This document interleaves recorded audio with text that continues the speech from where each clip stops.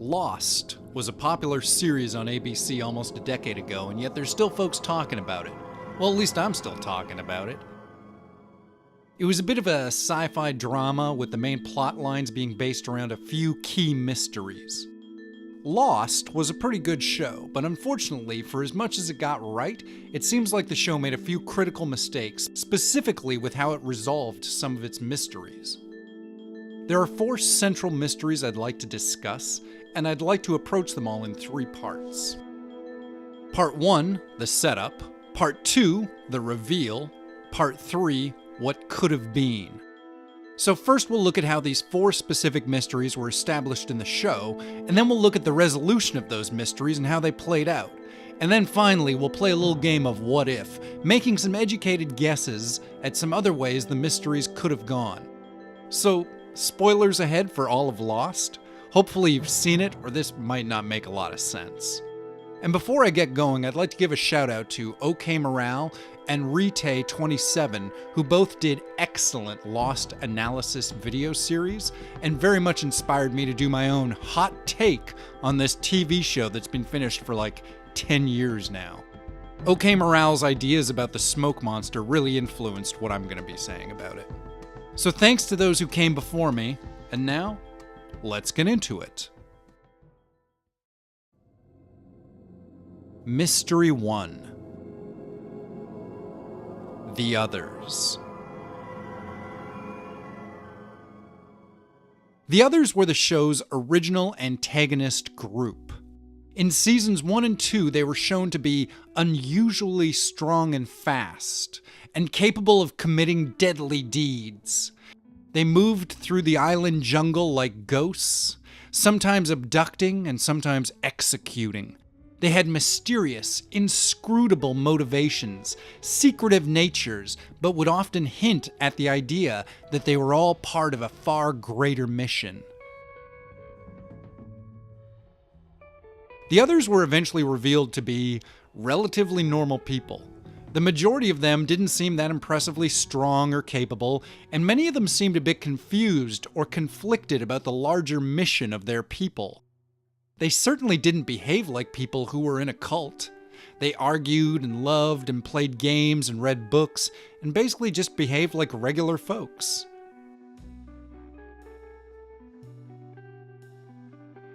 The Others should have stayed a creepy cult of super capable wilderness people.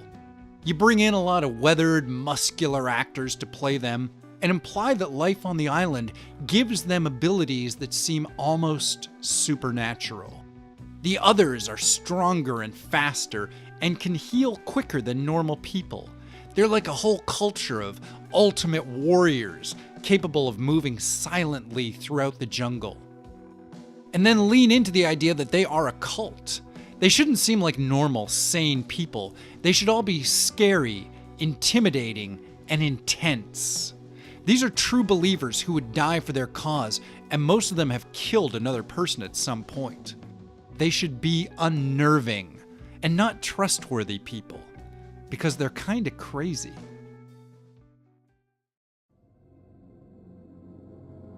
Mystery 2. The Smoke Monster.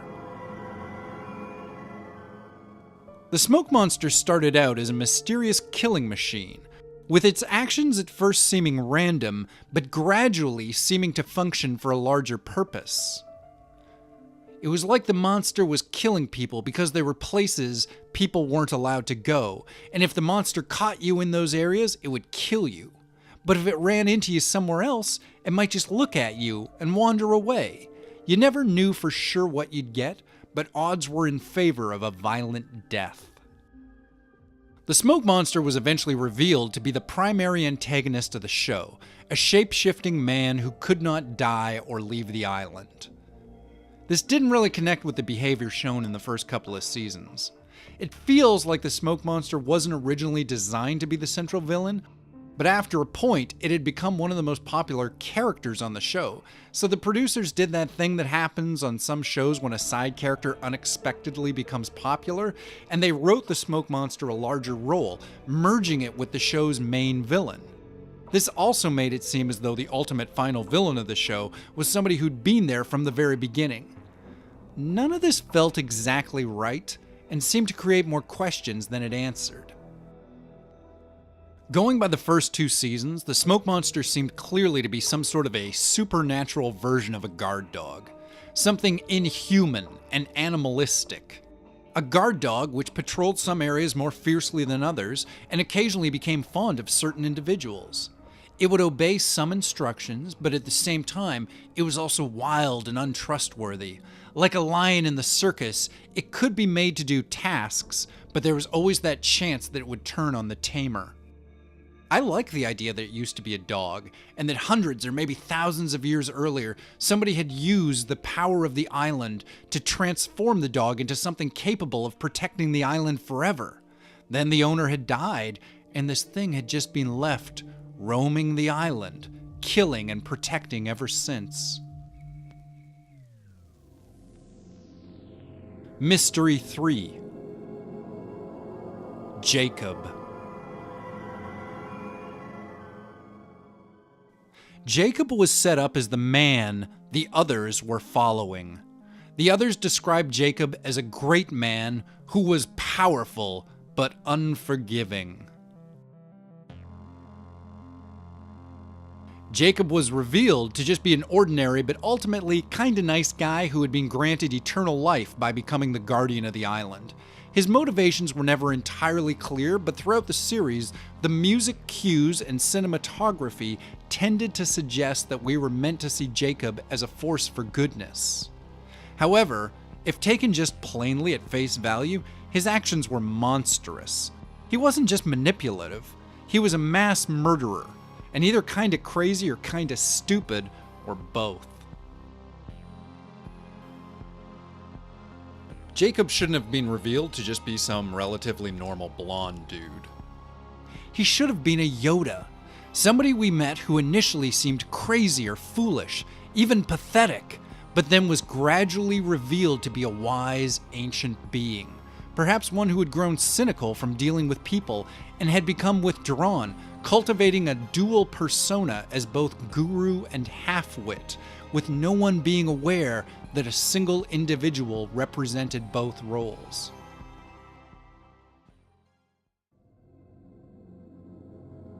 Mystery 4. The Island. The island was in some regards the largest mystery of the show. It could heal people, hurt people, give dreams and visions. It could manifest itself in strange ways, and it could also behave like a totally ordinary island. Some people claimed that the island had wants and needs, like when one character said the island had required a sacrifice, or when other characters were certain that the island needed to be protected.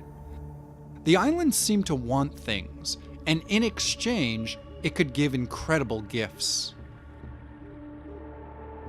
The island was explained to be magic.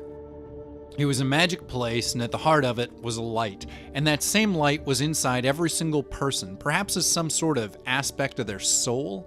And if the light went out on the island, it would go out all over the world.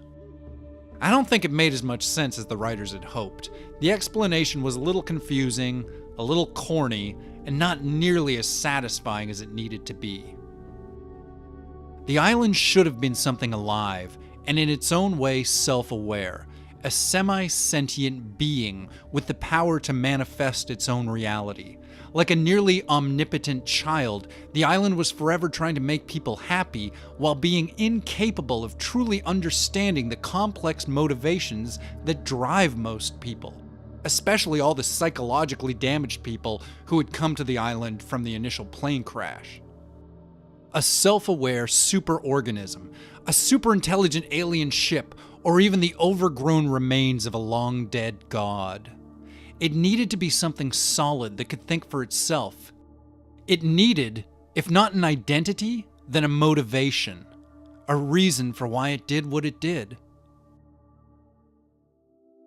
So that's my take on the 4 big mysteries of Lost. I feel like I can be a little harsh on the show, but at the same time, I have to admit that it was full of some incredible scenes. The writing, acting, and directing has moments where it's some of the best stuff you'll see on TV. I don't know if I feel like they stuck the ending, as this little essay implied, but nevertheless, it's lost. I'm sure they'll reboot it any day now. Hey, maybe they'll use some of my ideas. You never know. Anyway, I'm Hank. I run the Death by Media Man podcast and video channel, so if you enjoyed this, come back for some more amazing content. Though most of what I do is just my own stories, which isn't as enticing as essays about pre-existing properties. Thanks for listening, and remember, to be bad people. I mean good people. Be good people. Whatever. Goodbye.